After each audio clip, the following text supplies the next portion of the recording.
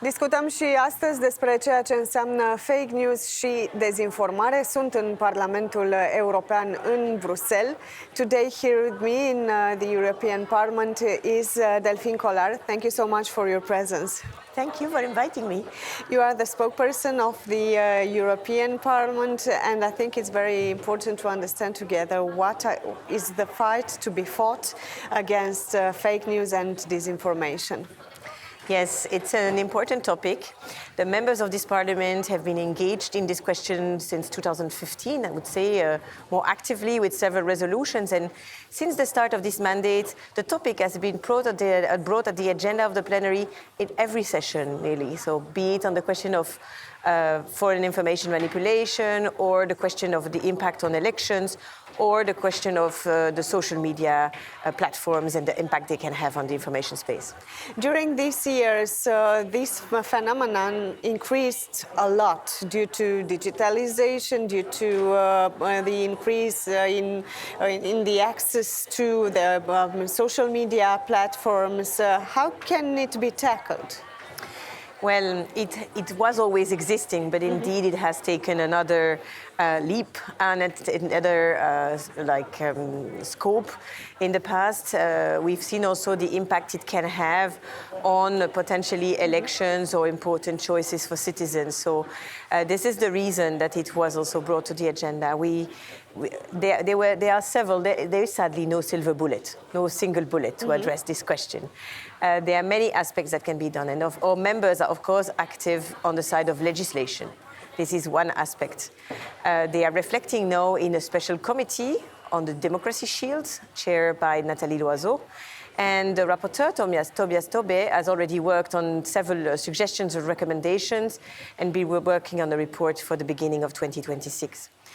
But besides that, legislations have been passed to reinforce the fight against hate speech, to oblige social media platforms to have reporting systems in place in the Digital Services Act, to label artificial intelligence content in the AI Act, or also make political advertisement more transparent. So there are elements taken on the legislative side.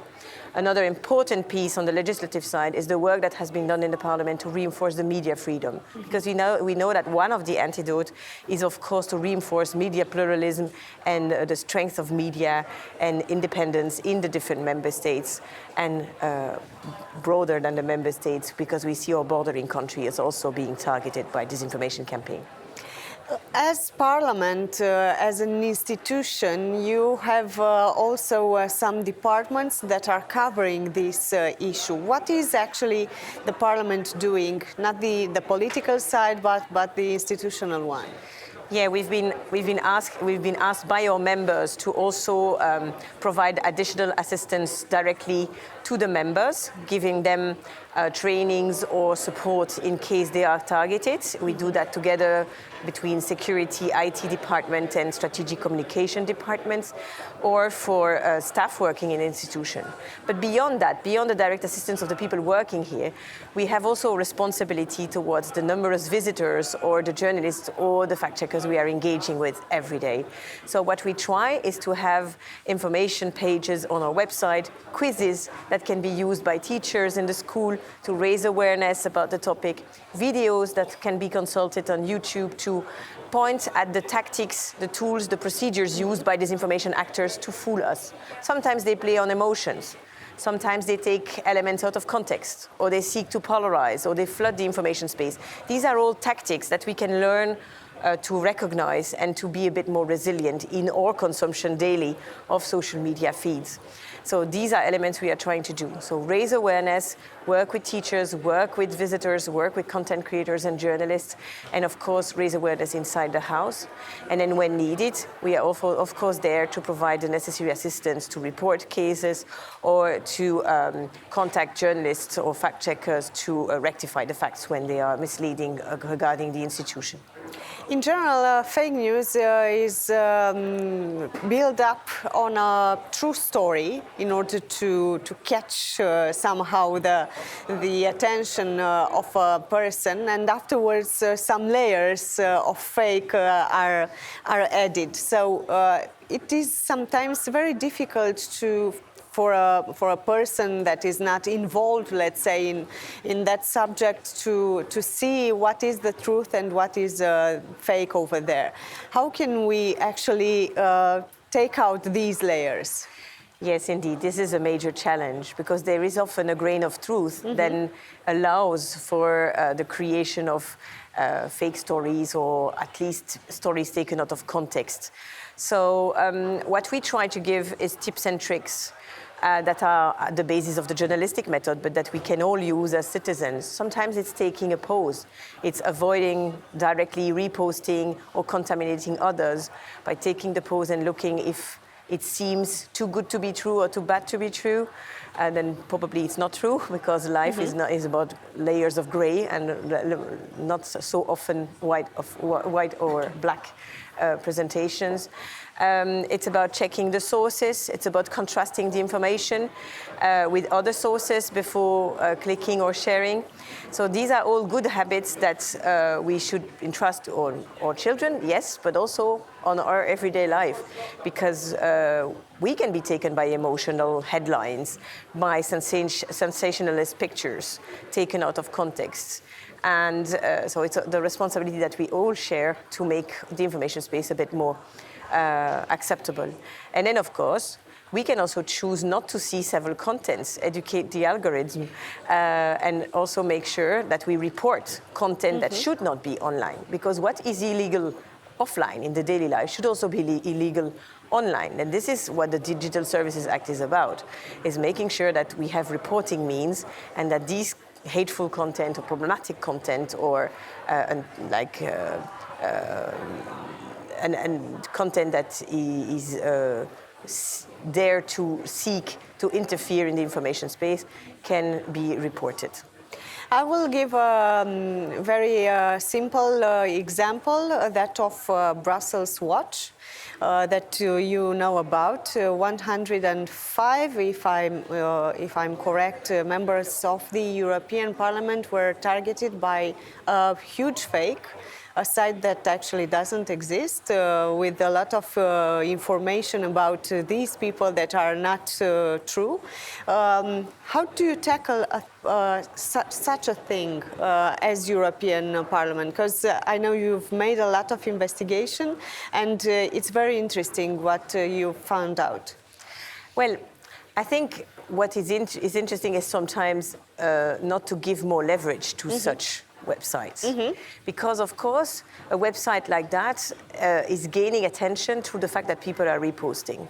So what we did is provide assistance in analyzing the real impact or the veracity of the site, and then also suggest ways to people that were targeted to inform their stakeholders that this was misleading, but also that it was not a trustworthy website, that it was not registered as an official media, but without crying to all their websites about it. Because, of course, that's what those types of content are seeking. They are seeking to get greater visibility, or they are seeking to get a greater outreach. And this is not what we want to offer in such cases. So sometimes it's better simple to ignore such information. Sometimes, as we call it, strategic silence is the best way to address it, because what we don't want is to be distracted from the communication. I think for the members of this parliament, for also other actors, it is about what you want to say, what you want to convey, how you are defending the citizens or relaying their positions. And this is what the members are trying to communicate on their social media or in their media. If they get distracted by such noises created on the side, they also give more attention to these. So strategic silence is often a good option, even if it depends, of course. And also to report such entities. of course, to report such entities to national regulators under the Media Freedom Act, but also to report them to platforms. To take them off. To take them off. This is of extreme importance because if we don't report, there's no way for the large platforms to be taken to the fact that they have to respect the code of practice that is in place in the Digital Services Act now. Artificial intelligence gave us more headaches, let's say, in terms of fake news and disinformation also, because it's very, very simple to create such a fake in seconds, actually. You take someone's picture, someone's voice, and in seconds you can make that person do and say whatever you want. What is to be done at the European level in order to reduce such things? We know the AI Act, and it started to work to labeling and exactly. taking down. I think this is of essence. It will resort its full effect as of August next year, 2026, and it's important to see that the Parliament. I said there is a Democracy Shield Committee, but at the moment there are also working groups inside our committees that are looking at the way that those regulations that were passed during the last term to support our digital space are implemented.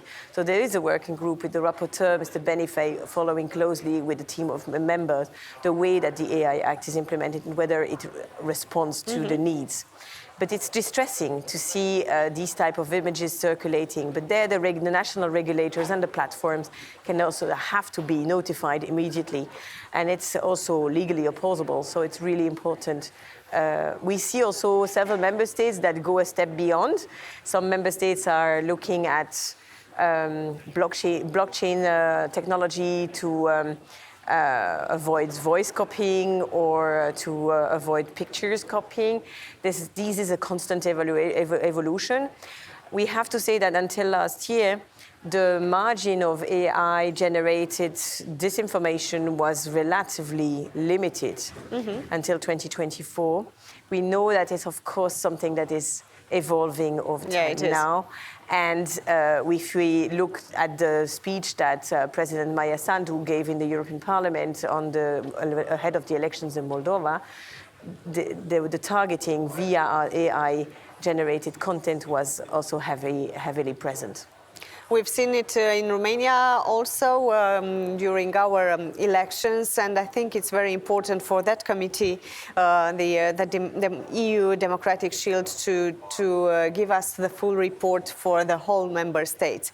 When we are discussing about legislation, we see it only in the European Union. But sometimes the big generator, let's say, of new technology, and even of fakes and disinformation are outside the European Union. So what can we do in this interest?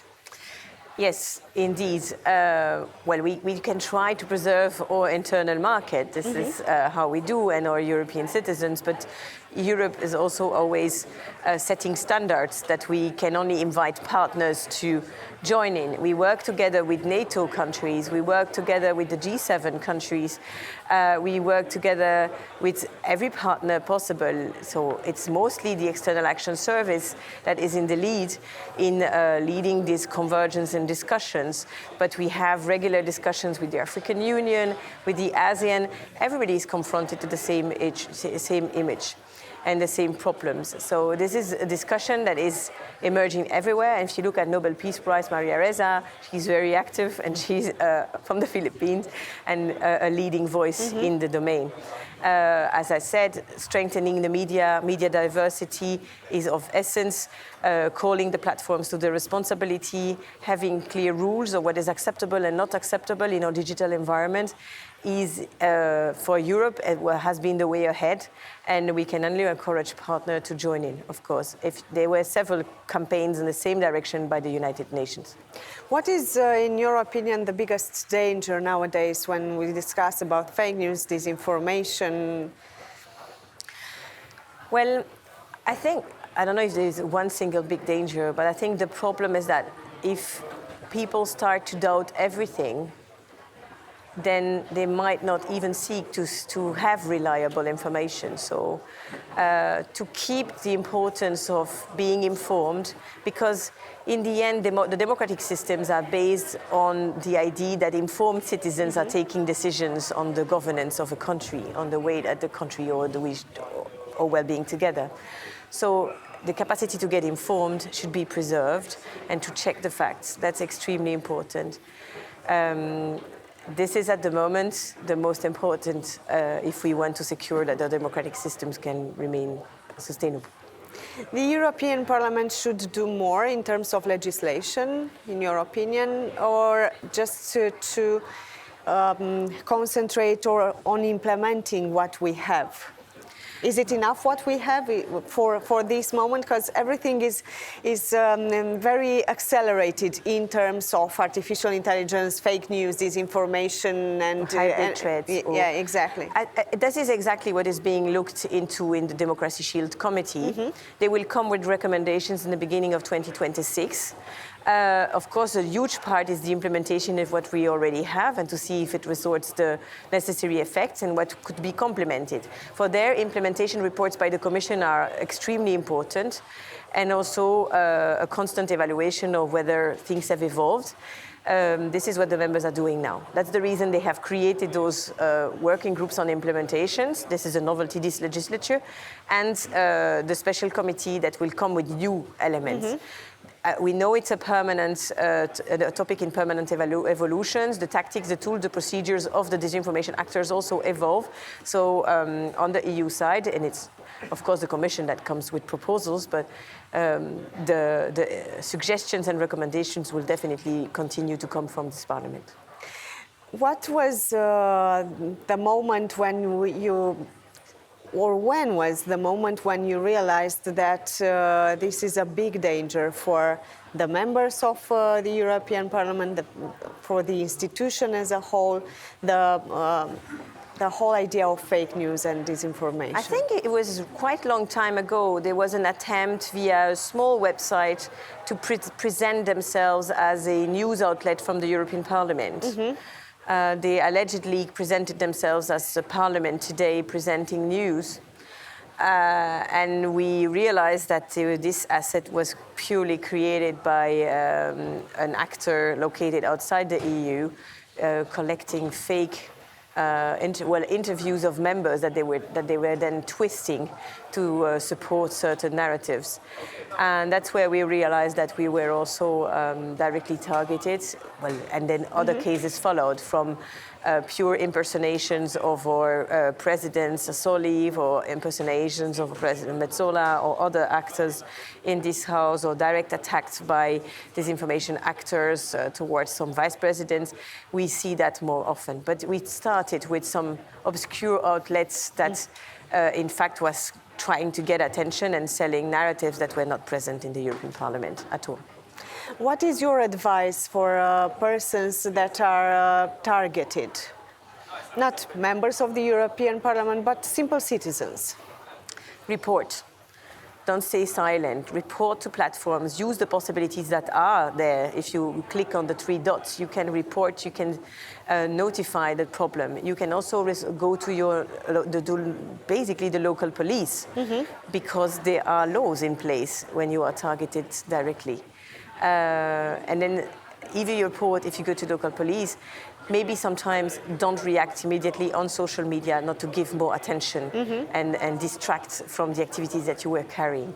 But don't stay alone. Seek support, because it can be very distressing also for mental health. It can be extremely heavy, and it should not be dealt as you're not alone on the information space, and you're not alone in your daily life. It's the same way.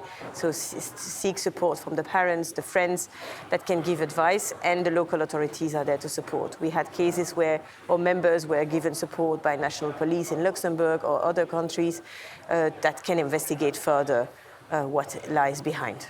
Thank you so much, Delphine Collard, for this discussion. Thank you very much.